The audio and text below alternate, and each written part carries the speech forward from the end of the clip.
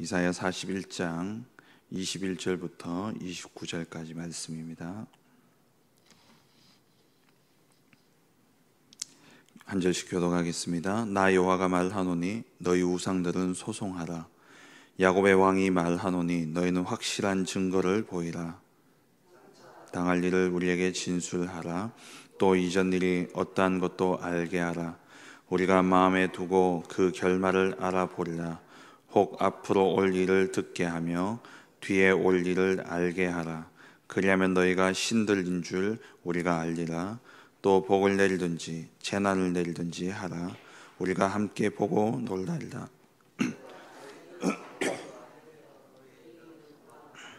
너희를 택한 자는 가증하니라.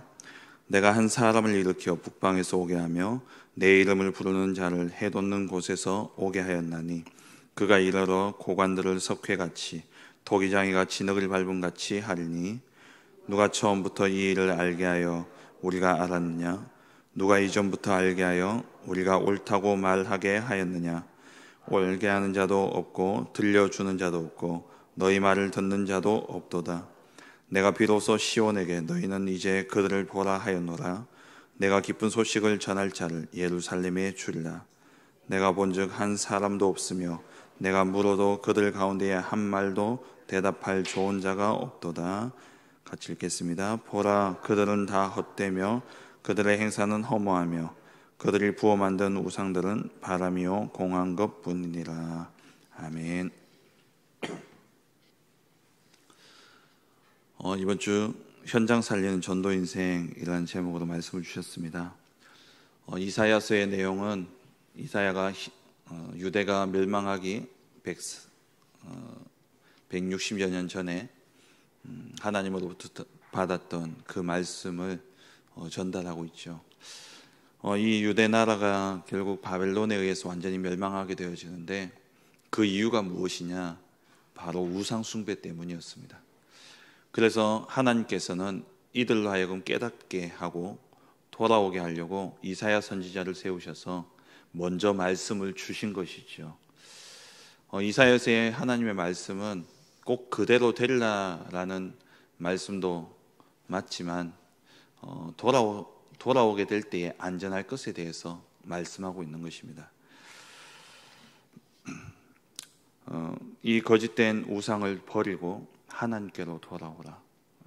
그러면 하나님이 참으로 도와주실 것이고 그의 의로운 오른손으로 우리를 붙들어 주리라 약속하셨습니다.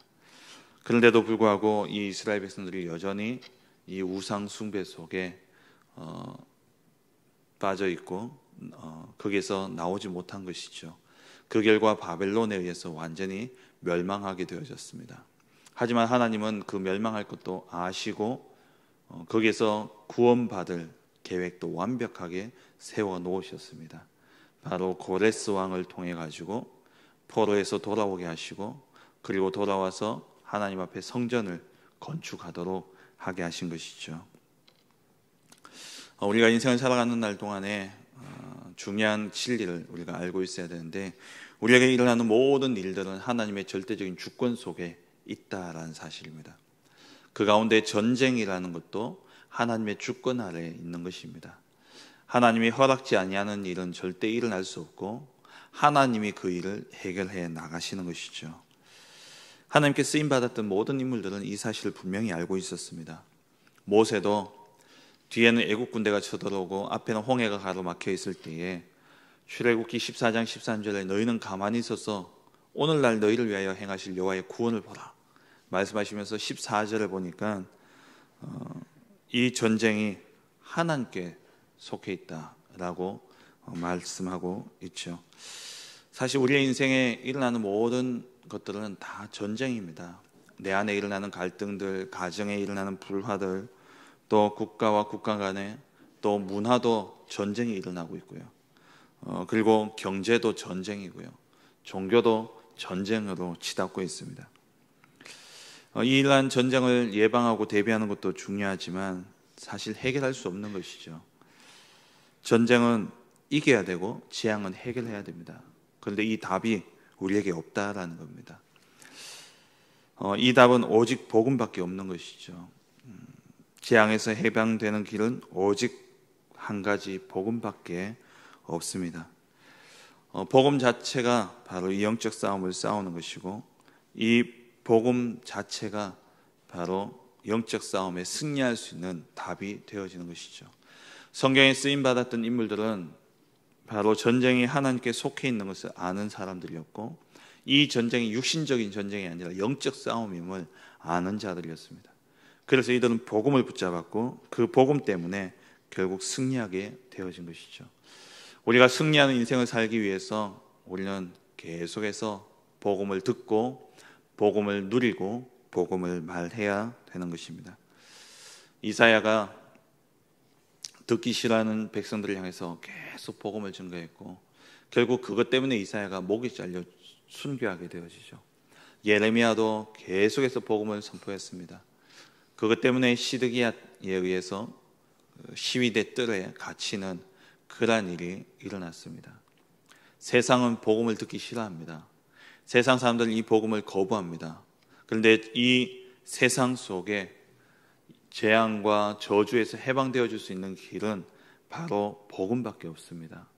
그래서 우리는 핍박받을지언정, 우리가 생명을 잃을지언정 우리는 오직 그리스도의 복음을 말해야 되는 것이죠.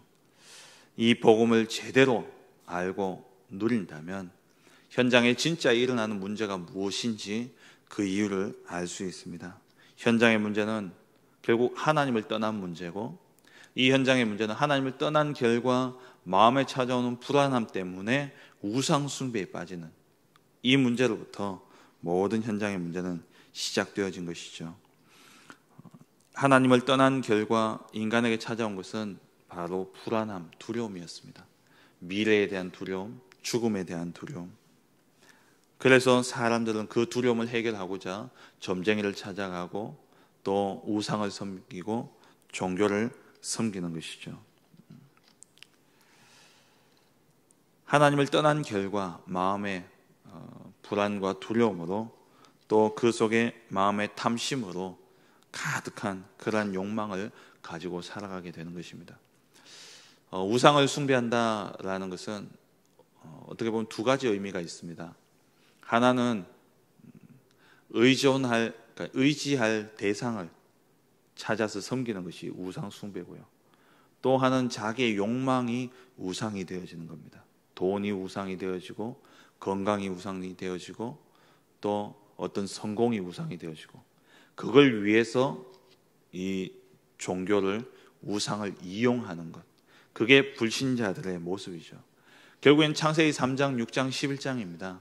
창세기 3장의 나 중심, 나를 위해서, 나의 욕망을 이루기 위해서 이용하는 것, 그게 우상이고 종교죠.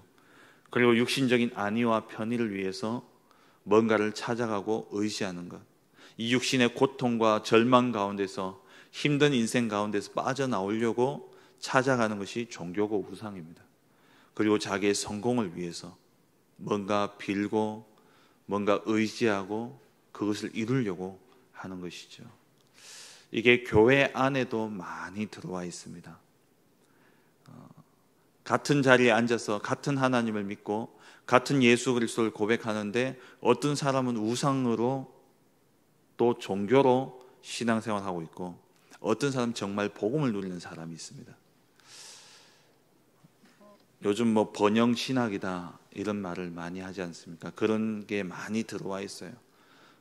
예전에 우리 많이 읽었던 긍정의 힘 같은 이러한 책들, 그러한 하면 된다, 할 수 있다, 이런 것들이 다 번영 신학이거든요. 그 배경이 뭐냐? 다 창세기 3장, 6장, 11장의 배경을 가지고 하나님을 이용하는 것이고 복음을 이용하는 것입니다. 우리가 이번 한 주간 동안 정말 이 강단의 말씀을 붙잡고 우리 자신을 잘 돌아보셔야 돼요. 내가 무엇 때문에 신앙생활하고 있는가? 내가 이 복음, 또 다락방 전도 운동하는 복음 운동하는 이 교회 안에 있다고 해서 우리가 복음만을 위하나? 아니라는 겁니다. 나도 모르게 오래된 각인과 뿌리와 체질이 창세기 3장, 6장, 11장 속에 있기 때문에 나도 모르게 복음을 그것으로 이용하고 있어요. 우리는 오직 복음이 되어야 됩니다. 그러기 위해서 첫 번째로 알아야 될 것이 우상은 허망하다라는 겁니다. 오늘 24절에 보면은 보라 너희는 아무것도 아니며 너희 일은 허망하며 너희를 택한 자는 가증하니라. 29절에 보라 그들은 다 헛되며 그들의 행사는 허무하다. 그리고 그들이 만든 우상은 바람이고 공허한 것뿐이다 라고 말씀하고 있죠. 이 우상은 사람에게서 시작되어진 것입니다. 종교와 우상은 사람들이 자기의 고통의 문제를 해결해보자, 또 나 중심, 물질, 육신, 또 성공 중심의 그러한 각인 속에서 자기 문제를 해결하려고 시작한 것이 바로 종교요 우상입니다. 우리가 늘 말씀을 통해서 들었듯이 우상과 종교는 인간이 하나님을 찾아가는 겁니다. 인간은 절대 하나님 만날 수가 없죠. 로마서 3장 10절에 의인은 없나니 하나도 없고 23절에 모든 사람이 죄를 범하였음에 하나님의 영광에 이를 수 없습니다. 아무리 애를 써도 죄 때문에 자기의 이 원죄 문제를 해결할 수 없기 때문에 하나님께 이를 수 없는 겁니다. 그런 상태에 있는 인간이 하나님을 만나려고 발버둥치고 몸부림치면서 하나님 앞에 매달리는데 그게 우상이고 그게 종교인 것이죠. 이 배경에는 사단이 있습니다. 어제도 말씀드렸듯이 사단은요, 육신적인 것을 주고 영적인 것을 빼앗아가 버려요. 예수님을 찾아와서 시험하면서 이 마귀가 어떻게 합니까?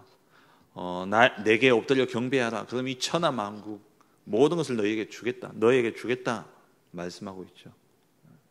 창세기 3장 문제도 똑같습니다. 네가 이것을 먹으면 하나님같이 되리라. 먹지 못하는 금한 그 열매, 금지되어진 그 열매를 싹 마음을 이렇게가 먹고 싶도록 만들어 놓고요, 네가 이것 먹으면 하나님처럼 된다, 그렇게 속이죠. 그걸 먹었는데 결국에는 하나님처럼 되는 것이 아니라 마귀의 종이 되어 살아가게 되는 겁니다. 그게 사단, 마귀가 하는 짓이에요. 육신적으로 보면은 우상 숭배하고 종교 생활하고 되게 괜찮아 보이고 되게 멋있어 보이고 뭔가 대단한 것을 이룬 것처럼 보여질 수 있습니다. 하지만 그 배경에는 반드시 사단이 역사하고 있다라는 겁니다. 그래서 우리는 이 땅의 우상과 이 종교의 문제를 그 속에서 빠져나올 수 있는 길은 오직 복음밖에 없습니다. 하나님이 이를 위해서 그리스도 복음을 주신 것이죠. 결국엔 하나님을 떠난 문제이기 때문에 그렇습니다. 종교고 우상이고 모두 다 하나님 떠난 결과입니다. 로마서 1장 28절에 사람이 하나님을 마음에 두기를 싫어하며 하나님이 그들을 그 가운데 버려두셨어요. 그 결과 허망한 것을 쫓게 되어지고 자기 욕심을 쫓게 되어진 것이죠. 이 우상, 종교, 이것은 다 허망한 것입니다. 많은 사람들이 왜 무당을 찾아갑니까? 조금이라도 미래에 대해서 알려고요. 자기에게 닥쳐올 우한 질고에 대한 그러한 문제들을 조금이나마 해결하고 또 뭔가 답을 얻기 위해서 무당을 찾아간다는 겁니다. 제가 예전에 서울에서 그 사역할 때에 무당집들을 이렇게 다니면서 전도를 한 적이 있었습니다. 제가 전도사 때였는데 가니까요, 무당이 아주 우습게 저를 여기더라고요. 전도사가 나를 찾아오냐면서, 전도사가 내한테 복음 전하러 오냐면서 아주 저를 요 깔보고 그래요. 그래서 제가 속으로요, 네가 뭔데? 이러면서 이제 그랬는데, 알고 보니까 이 무당이 제가 한 4번, 5번 찾아가면서 그 정도로 이제 관계가 되어졌었어요. 근데 이 무당이 하는 이야기가 뭐냐니까 저한테 그래요.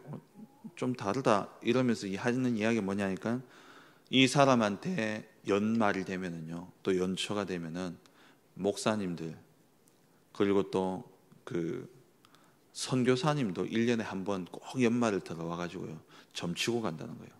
제가 듣고는요, 진짜 야, 말로만 듣던 게 진짜 현실이구나. 이 뭐 어디에 선교하는 분이라는데요, 꼭 연말 되면 들어와 가지고 한 해 점 딱 치고 그리고 돌아가는데, 목사도 내한테 점 치고 선교사도 내한테 점 치는데 전도사인 네가 내한테 와서 복음 전하냐, 네가 내한테 날 전도하려고 하냐, 이건 거죠. 다 답이 없습니다. 교회도요 답이 없어요. 정말 우리는요 복음밖에 없습니다. 복음이 없다, 오직이 안 되어지면은 똑같습니다. 점치러 다니는 집사님들이 얼마나 많은지 아십니까? 점치러 다니는 그러한 권사님들이 얼마나 많은지 아십니까?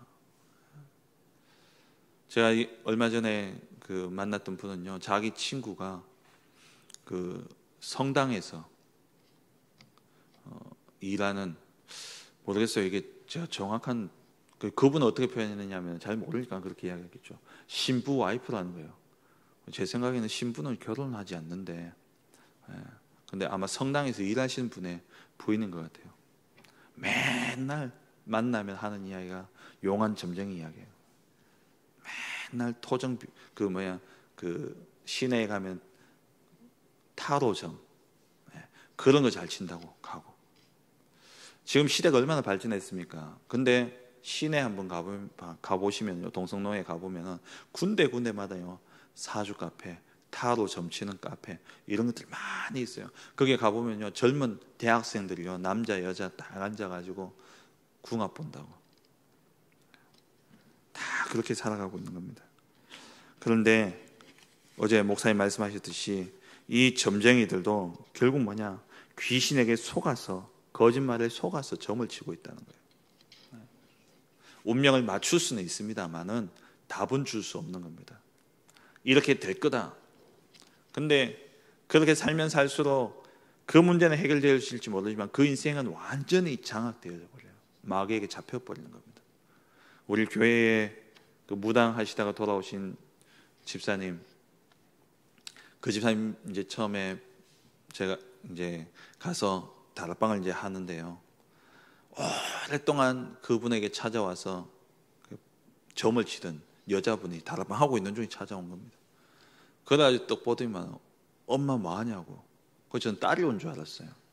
근데 딸이 아니라 평생을 그 집사님한테 와가지고 점을 치던 분이다 보니까 완전히 엄마로 여기고 뭐 문제만 있으면 찾아오는 거예요. 그래서 찾아왔는데 엄마가 성경 펴놓고 성경 공부를 하고 있으니까 엄마 뭐 하냐고.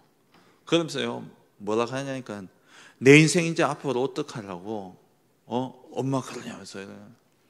야야 여 온나, 여 와서 니도 예수 믿어라. 그러면 다 끝난다. 됐다고. 제가 일로 오시라고 제가 답 드리겠다고.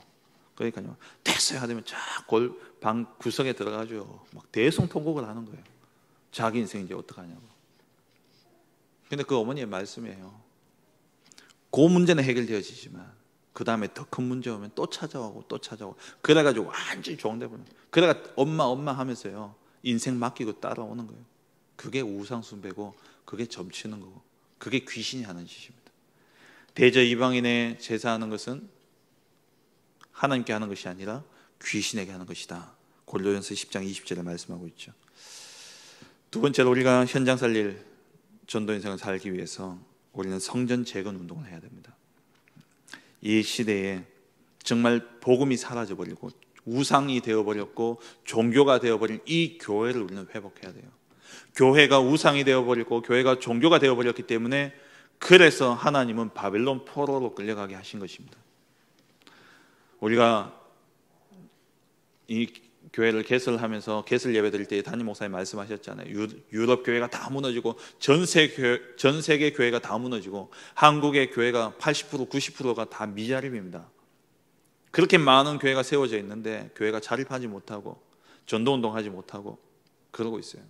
그런 가운데 왜 굳이 우리가 이 테크노폴리스 안에만 해도 교회가 얼마나 많습니까? 왜 굳이 우리가 이 테크노폴리스 하나교회를 하느냐? 우상화되어 버렸고 종교화되어 버린 이 교회를 재건하기 위해서, 정말 복음운동하고 생명운동하고 전도운동하는 이 교회를 세우기 위해서 테크노폴리스 하나교회가 세워진 것이죠. 그리고 우리 또 교회가 기도하고 있는 하나 RUTC, 후대를 살리고 237 나라를 살리고 시대를 치유하고 그리고 또 대구 경북을 살리기 위한 그러한 전도운동의 센터로서 우리가 하나 RUTC를 세워야 됩니다. 그런데 중요한 것은 이 모든 일을 누가 계획하시고 누가 인도하시느냐? 복음 붙잡고 있으면 하나님이 시작하시고 하나님이 이루시는 것입니다. 하나님이 바벨론 포로로 끌려가게 하셨고 그 포로된 가운데서 건져내시고 그 포로에서 돌아와서 성전을 건축하게 하는 모든 계획을 누가 세우셨냐? 하나님이 세우셨다는 겁니다. 고레스 왕을 준비하셔서. 우리 테크노폴리스 하나교회는 하나님이 일하시는 교회입니다. 주의 손이 보여지는 교회입니다. 주의 은혜가 보여지는 교회예요. 하나님이 하십니다. 우리는 뭐만 붙잡고요? 복음 붙잡고 복음 누리고만 있으면 됩니다. 왜냐? 이 복음은 세 번째로 재앙 문제 해결하는 유일한 답이기 때문에 그렇습니다. 복음은 구원받는 데만 목적이 있는 것이 아니라 이 복음의 능력을 가지고 재앙받은 현장을 살리기 위해서 주어진 것이 복음이기 때문에 우리는 이 복음 가지고 복음 누리고만 있으면 현장을 바르게 볼 수 있고, 이 현장의 문제는 다른 문제가 아니라 하나님을 떠난 문제로 우상과 종교에 빠질 수밖에 없는 그 문제임을 우리가 보고 거기에 대해서 이 바른 복음을 전거하게 될 때에 이 땅의 모든 재앙은 해결되게 되어 있는 것이죠. 사도행전 19장의 에베소 현장, 완전히 재앙 내린 현장입니다. 우상 만드는 곳이고 아데스 신전이 있는 완전히 우상 도시예요. 거기에 가서 바울이 뭐 했냐? 오로지 복음만 증거했습니다.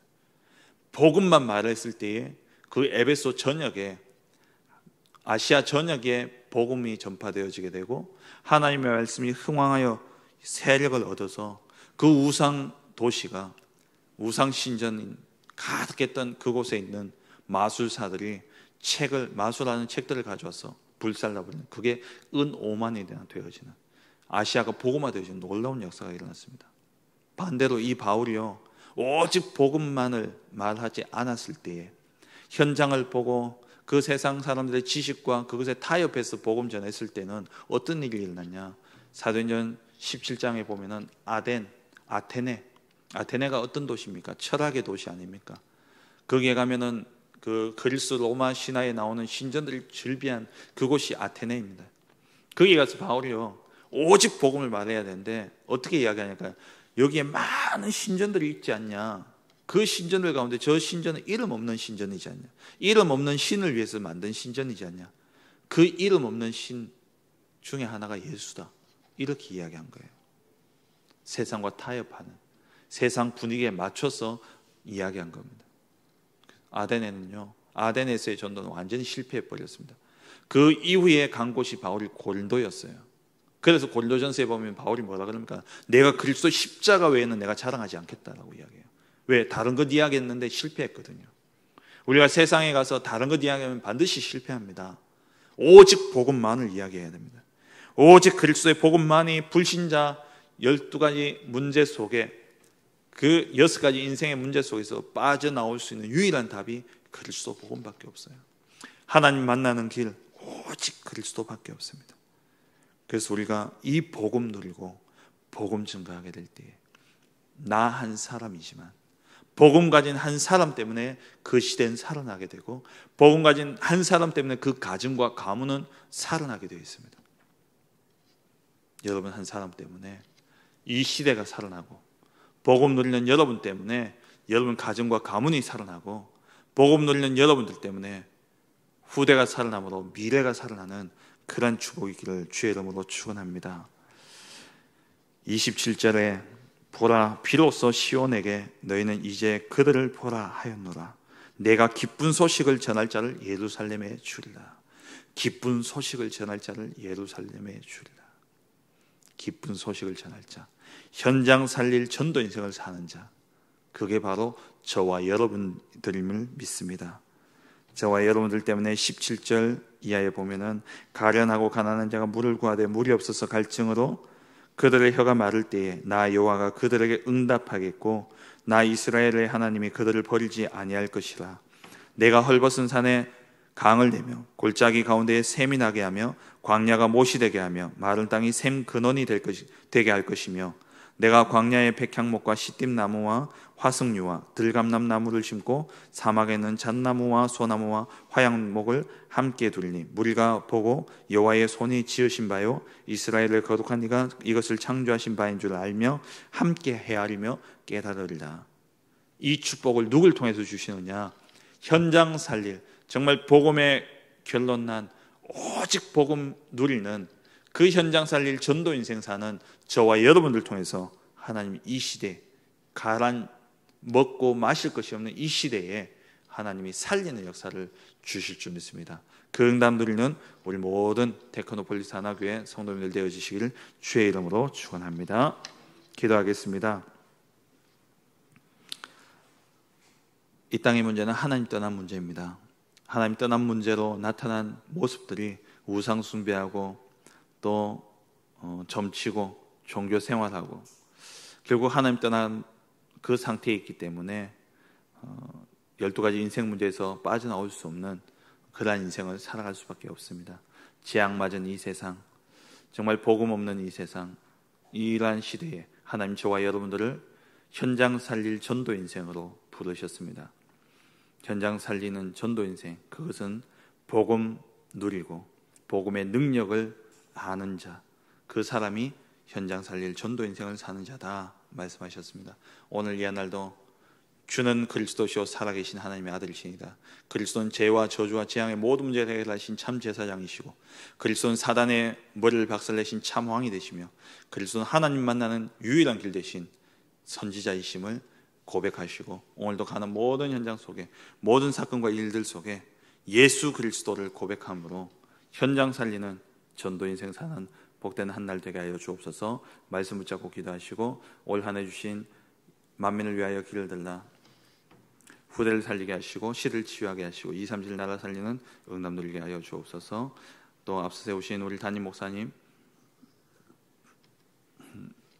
위해서 기도하시고, 또 우리 원로 목사님과 우리 모든 교육자들과 또 저를 위해서 기도하시고, 그리고 우리 모든 중직자를 위해서, 또 렘넌트를 위해서, 영육간에 질고 당하신 성도들 위해서 기도하시고, 또 세계 우리 연결되어 있는 우리 모든 선교 현장들, 또 다민족 사역과 TGK 사역들 위해서 기도해 주시고, 또 중남미 우리 순회 사역을 두고서 기도해 주시고, 그리고 특별히 오늘부터 수요일까지 총회가 있습니다. 어제도 말씀드렸던 것처럼 그 27회 총회 때에 신사참배를 국가의식이 종교가 아닌 국가의식으로 인정하고, 그러면서 온 교회와 교단이 우상숭배로 들어가는 그러한 결정을 하게 되어졌습니다. 하나님, 우리 이 개혁총회가 정말 오직 복음을 위해 존재하는 교회요, 교단이고, 그리고 오직 전도만을 위해 존재하는 그러한 교단이 되어줄 수 있도록, 우리 원로 목사님 초대 총회장 하실 때 하셨던 말씀처럼 전도에 방해된다면 총회도 해산하겠다, 정말 전도만을 위한 총회가 되어줄 수 있도록, 오직 복음운동을 위해서 존재하는 총회가 되어줄 수 있도록 우리 총회를 위해서 기도하시고, 또 여러분 개인적인 주신 기도 제목 가지고 기도하시고, 개인적인 기도 제목 가지고 힘 닿는 데까지 기도하시다가 자유롭게 돌아가시겠습니다. 함께 기도하겠습니다.